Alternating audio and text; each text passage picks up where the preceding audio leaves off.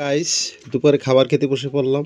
আজকে রেসিপিতে লাল শাক ভাজি, চিংড়ি মাছ দিয়ে দাবি ইলিশ মাছ, তারপর আছে গলদা চিংড়ির মালাইকারি, ফুলকপির পকোড়া, গলদা চিংড়ি মাছ,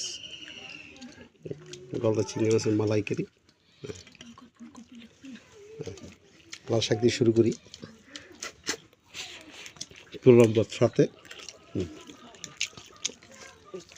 খুব স্বাদ। লাল শাক একটু লাল,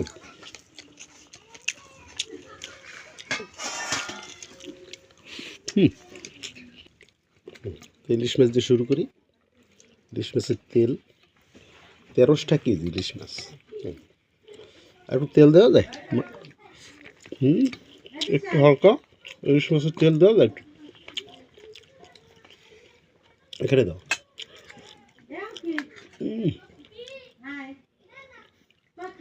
ও দানা পড়ে গেছে মাছটা।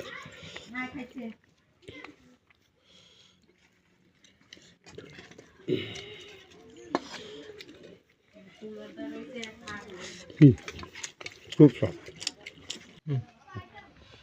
মালাইকারি শুরু করলাম।